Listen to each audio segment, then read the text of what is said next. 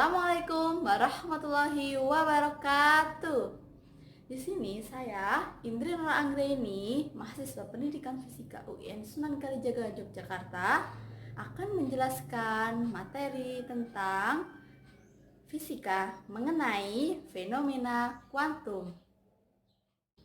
Oke, sebelum kita belajar mengenai fenomena-fenomena kuantum itu apa, maka kita terlebih dahulu mengetahui mengapa sih fenomena kuantum itu muncul, sebabnya karena apa. Nah, fenomena kuantum itu muncul karena pada mekanika klasik atau fisika klasik belum begitu dijelaskan mengenai fenomena alam yang belum terpecahkan seperti perilaku energi panas pada benda-benda padat dan sifat penyerapan cahaya. Nah, fenomena apa saja yang gagal atau yang belum begitu dijelaskan pada fisika klasik atau mekanika klasik? Yang pertama yaitu radiasi benda hitam, yang kedua yaitu efek fotolistrik, dan yang ketiga yaitu efek Compton.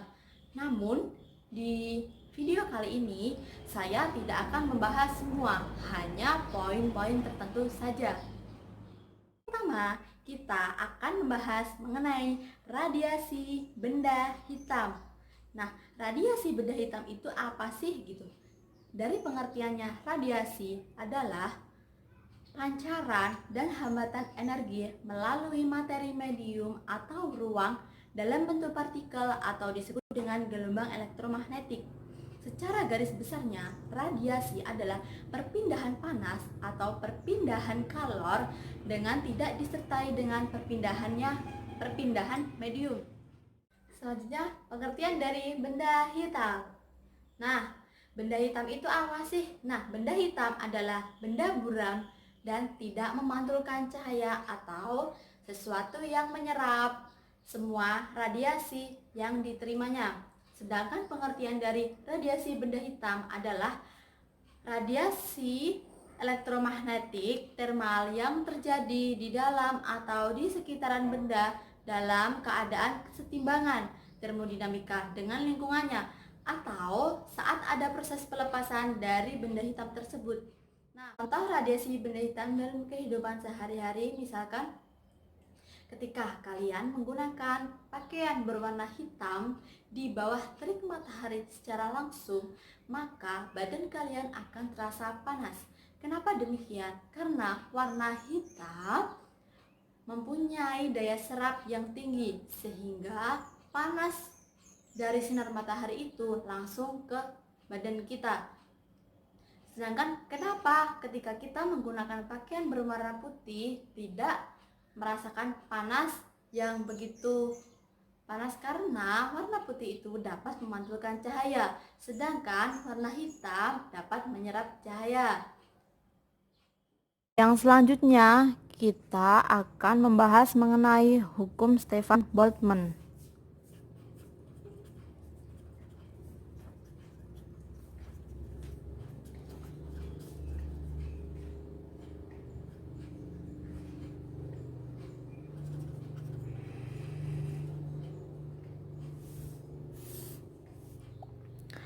Nah, bunyi hukum Stefan Boltzmann adalah energi yang dipancarkan oleh suatu permukaan benda dalam bentuk radiasi kalor persatuan waktu sebanding dengan luas permukaan A dan berbanding dengan pangkat 4 suhu mutlak benda tersebut. Jadinya, energi persatuan luas persatuan waktu berbanding dengan suhu mutlak pangkat 4 pada suatu benda hitam.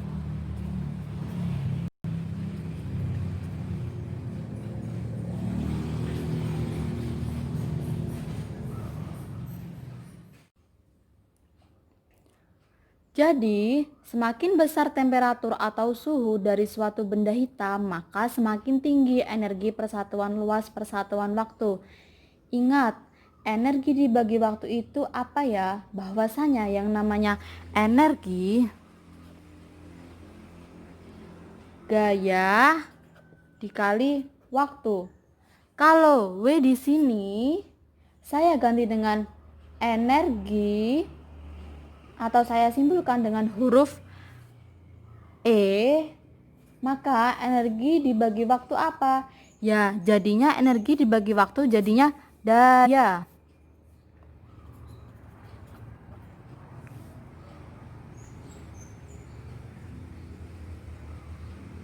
Daya atau power. Dan jika diturunkan rumusnya menjadi daya dibagi dengan luas sebanding dengan suhu mutlak pangkat 4. Nah, dalam fisika yang namanya daya persatuan luas disebut intensitas atau kita simbolkan dengan huruf I. Jadi, intensitas yang dipancarkan oleh suatu benda hitam itu berbanding lurus dengan suhu mutlak pangkat 4. Dari persamaan ini didapatkan sebuah persamaan di mana intensitas dipancarkan oleh sebuah benda hitam. Rumusnya adalah I sama dengan E dikali sigma konstanta Stefan Boltzmann dikali dengan temperatur atau suhu pangkat 4. Inti dari hukum Stefan Boltzmann adalah intensitas yang dipancarkan pada suatu benda hitam. Jadi keterangan dari I ini adalah intensitas. Dengan satuan watt per meter kuadrat. Sedangkan E di sini adalah emisivitas.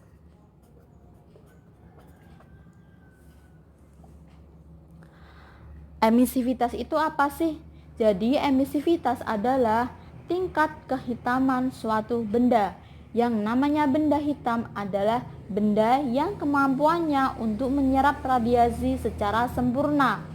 Kalau dia makin bagus menyerap radiasi atau kalor, maka ketingkatan hitamannya itu makin sempurna.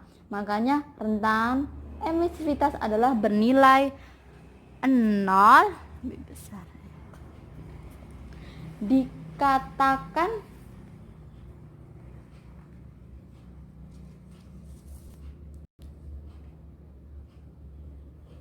E-nya ini 1 apabila suatu benda hitam mampu menyerap radiasi dengan baik.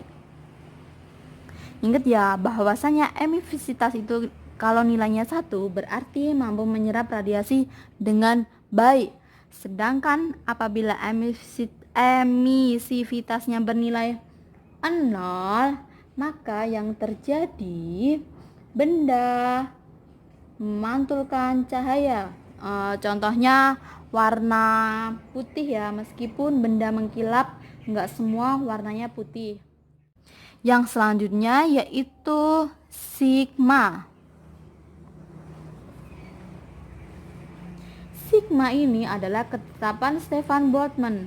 Nilainya berapa? 5,67 dikali 10 pangkat min 8 watt per meter kuadrat Kelvin pangkat 4. Sedangkan T di sini adalah suhu mutlak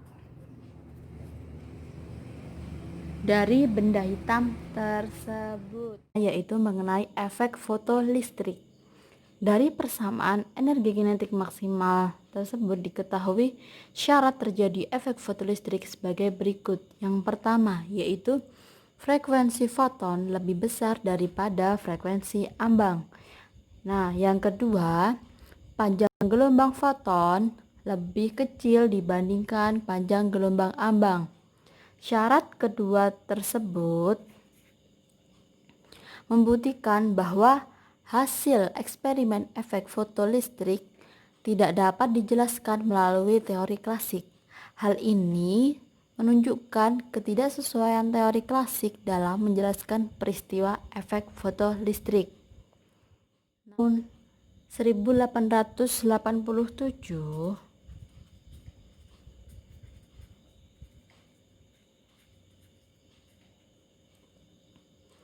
Heinrich Hertz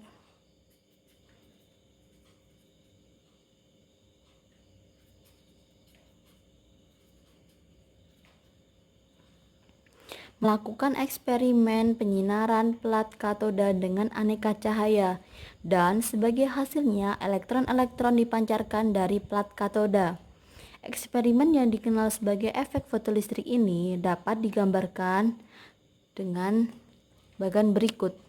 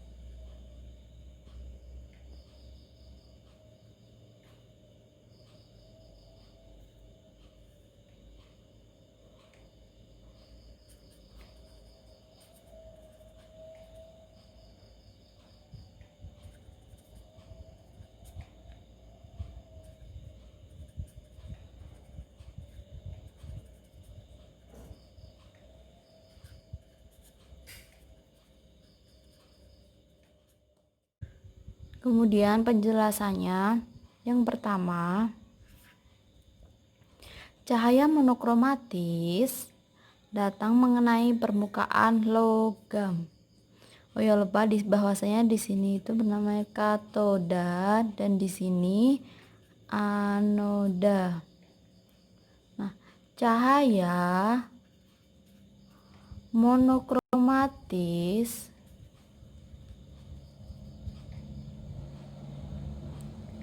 mengenai permukaan logam.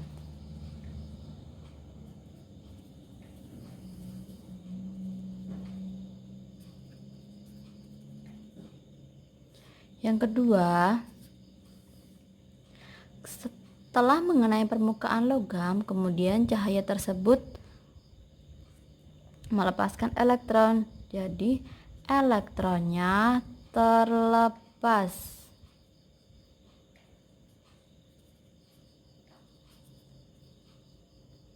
Yang selanjutnya, elektron bergerak ke anoda dengan energi kinetika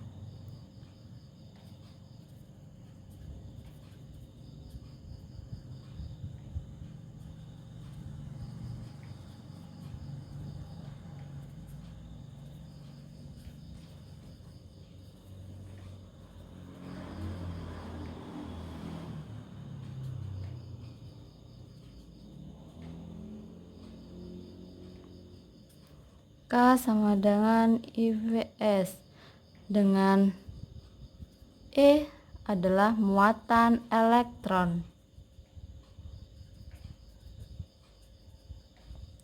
sedangkan Vs adalah potensial penghenti atau disebut dengan stopping potensial. Nah, yang keempat, ada arus yang terukur di galvanometer atau disebut dengan ampermeter.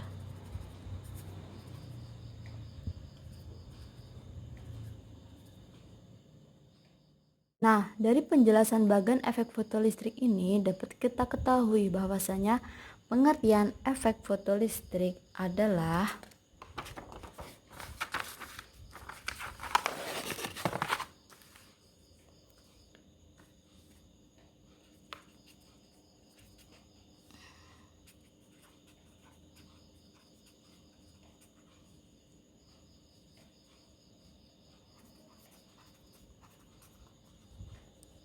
peristiwa terlepasnya elektron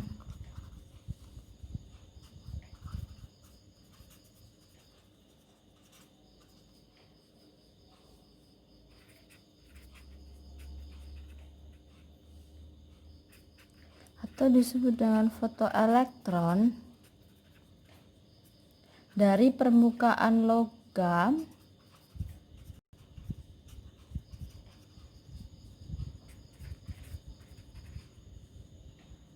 akibat penyinaran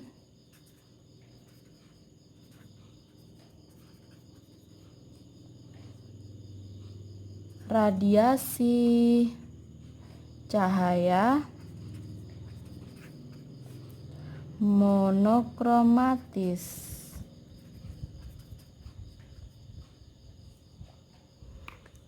Nah, dari penjabaran-penjabaran bagan dan pengertian di atas dapat kita simpulkan bahwasanya efek fotolistrik yang pertama yaitu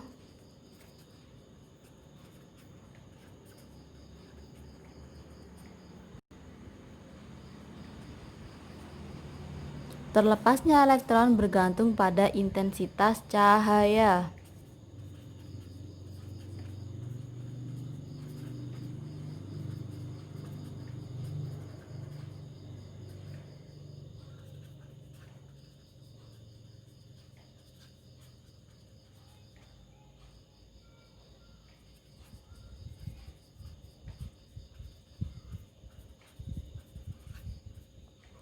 Yang kedua, terlepasnya elektron tidak bergantung pada panjangnya gelombang cahaya.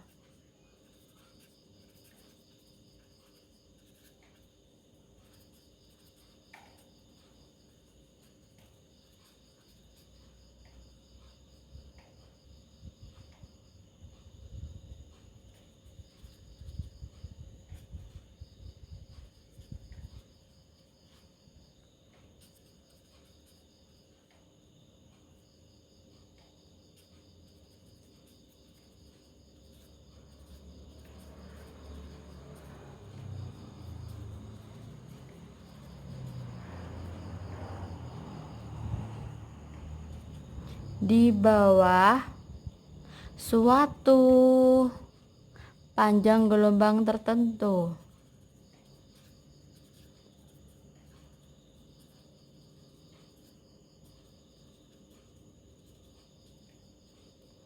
Yang ketiga, nilai panjang gelombang ambang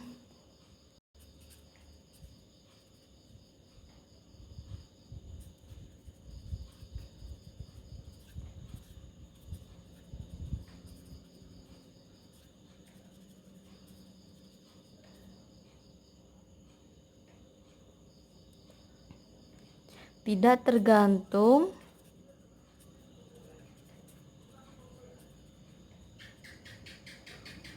pada intensitas sumber cahaya.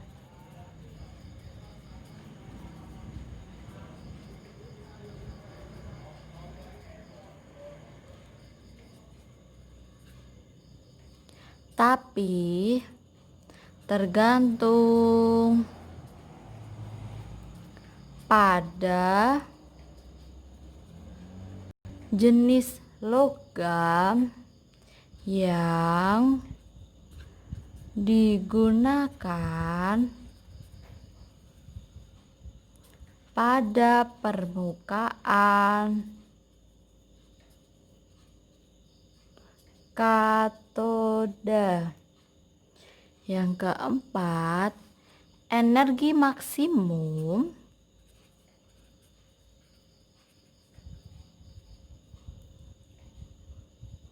elektron yang dipancarkan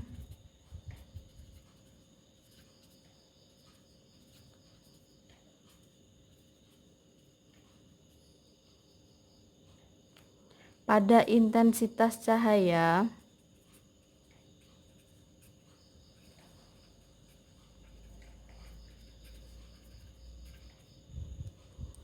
tetapi tergantung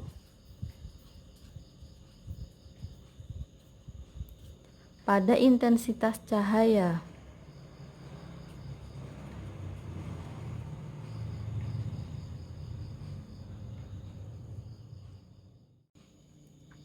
Mohon maaf, yang dimaksud poin keempat ini adalah energi kinetik maksimum elektron yang dipancarkan tidak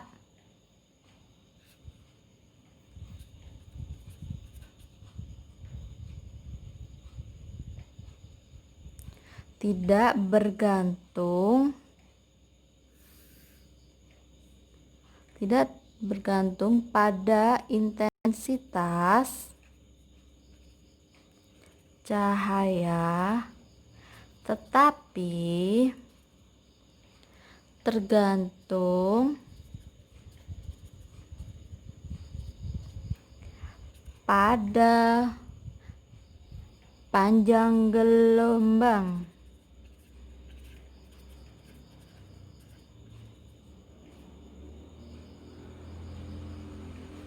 Energi kinetik ini bertambah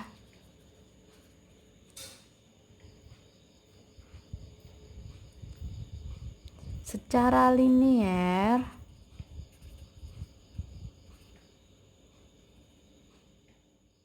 selanjutnya, yaitu penerapan efek fotolistrik dalam kehidupan sehari-hari.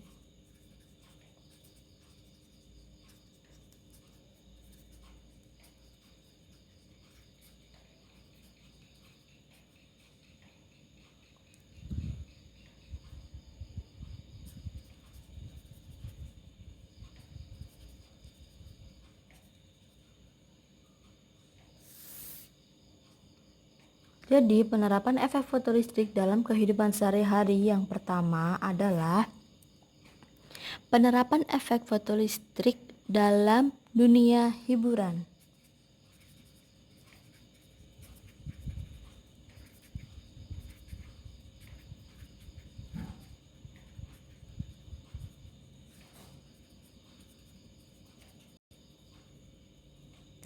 Dunia hiburan bioskop. Dengan bantuan peralatan elektronika,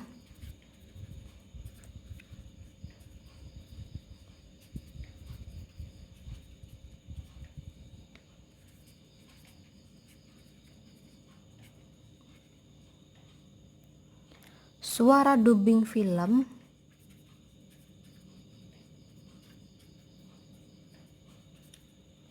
direkam dalam bentuk sinyal optik.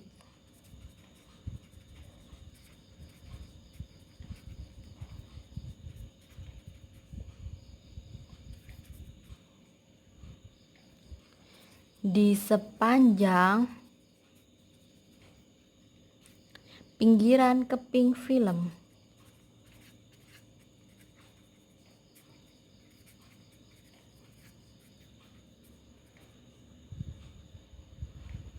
Jadi, pada saat film diputar, sinyal listriknya diperkuat dengan menggunakan amplifier tabung sehingga menghasilkan film yang bersuara.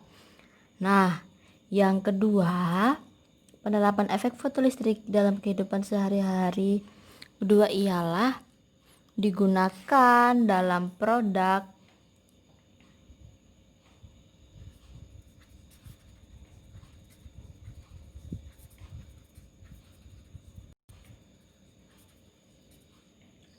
produk-produk elektronik.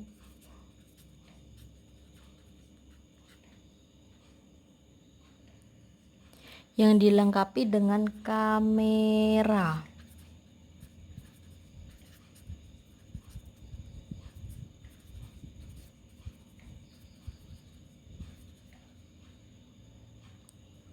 Baik ponsel maupun digital.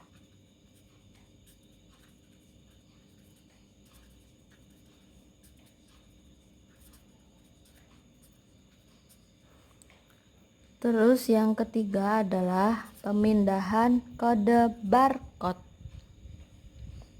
atau pemindai.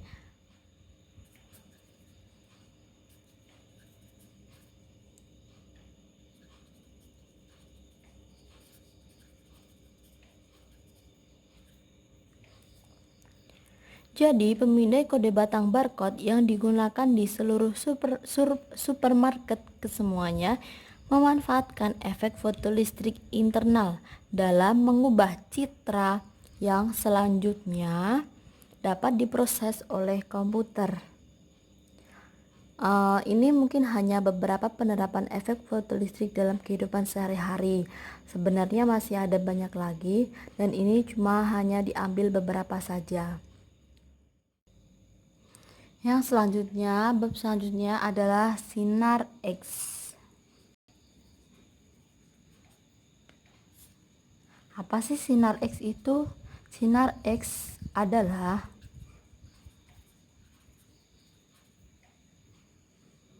radiasi gelombang elektromagnetik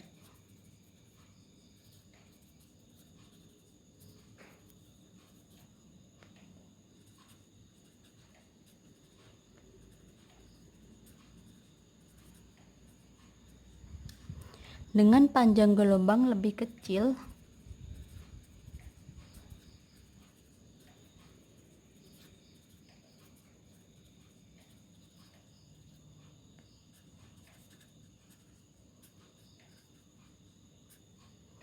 daripada panjang gelombang cahaya ultraviolet.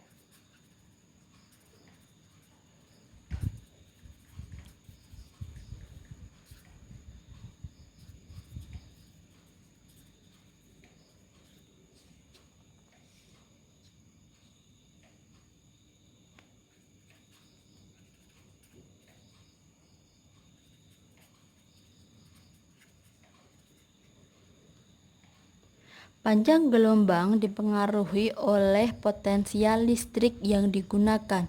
Semakin tinggi potensial listrik yang digunakan, maka semakin kecil panjang gelombang yang dihasilkan. Nah, syarat terjadinya sinar X itu ada beberapa. Yang pertama, syarat terjadinya sinar X. Yang pertama yaitu berada pada ruang hampa udara.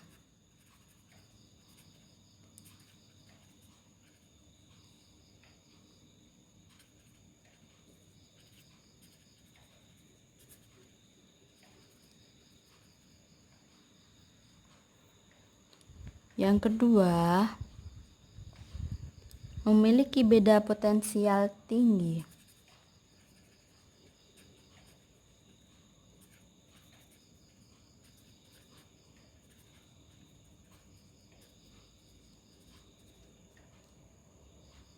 Kemudian memiliki sumber elektron.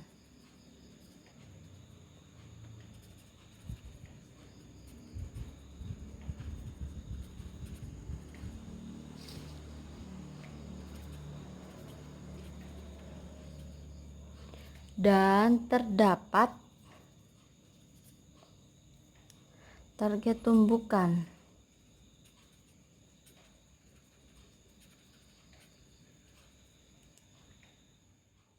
Penerapan sinar X dalam kehidupan sehari-hari.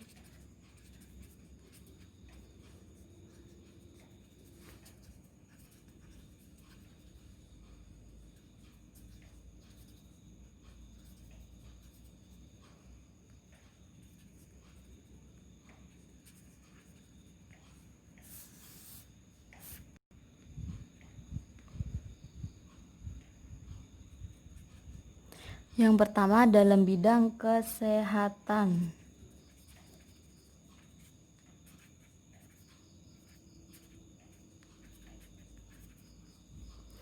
Dalam bidang kesehatan, sinar X itu digunakan sebagai alat untuk menyelidiki penyebab dan gejala pada penyakit pasien atau mendiagnosa.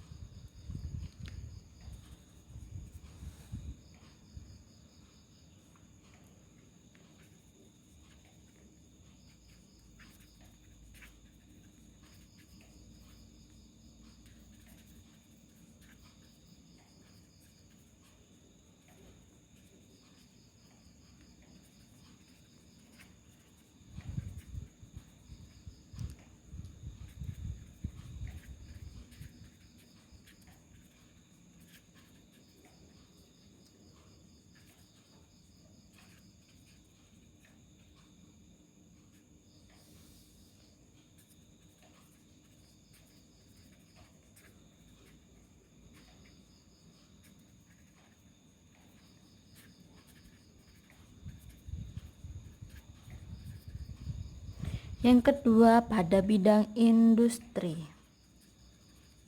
Bidang industri.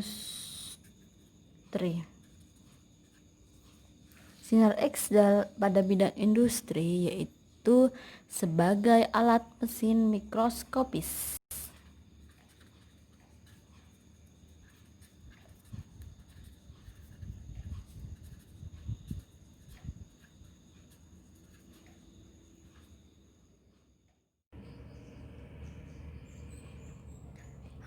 Cukup sekian pemaparan fenomena kuantum kali ini. Mohon maaf apabila banyak salah kata. Sekian, terima kasih. Wassalamualaikum warahmatullahi wabarakatuh.